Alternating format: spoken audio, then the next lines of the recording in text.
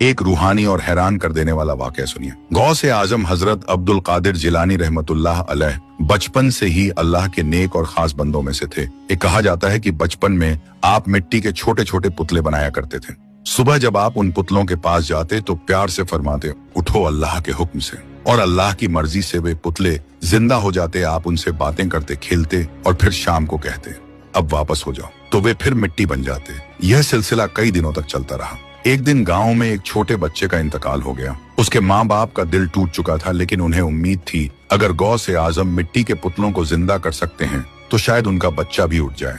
रात के अंधेरे में वे अपने बच्चे को चुपचाप उन पुतलों के बीच रखाए। सुबह जब गौसे आजम आए तो हमेशा की तरह फरमाया, उठो अल्लाह के हुक्म से। पुतले उठ खड़े हुए, लेकिन वह बच्चा वैसे ही पड़ा रहा। आप मुस्कुराए और फरमाया, तुम्हें मैंने नहीं बनाया, तुम अल्लाह के बनाए हुए हो। फिर आपने उसी प्यार से कहा, उठो अल्लाह के हुक्म से, और अल्लाह की कुदरत से वह बच्चा भी जिंदा हो गया। उसके माँ बाप खुशी से झूम उठे और अपने बच्चे को लेकर घर चले गए। जब यह बात आपके वालिद तक पहुंची तो वे नाराज हो गए। उन्होंने कहा, तुम अपने बनाए हुए को जिंदा करते थे, अब अल्लाह के उठाए हुए को भी जिंदा करने लगे, और डंडा लेकर आपके पीछे दौड़ पड़े। आप भागते हुए कब्रिस्तान की तरफ गए और हंसकर पुकारा, ऐ कब्र वालों भागो, वरना मेरे वालिद तुम्हें भी मारेंगे।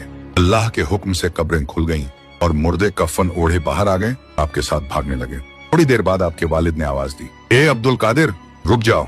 आप रुक गए और मुर्दों से फरमाया, अपनी अपनी कब्रों में वापस चले जाओ। सब उसी वक्त वापस चले गए। अपने अदब से कहा, अब्बू जान, अच्छा हुआ आपने रोक लिया, ना ये लोग कयामत तक ऐसे ही चलते रहते।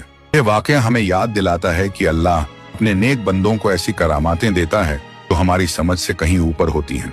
अगर दिल को छू गया हो तो दिल से कहिए, सुभान अल्लाह।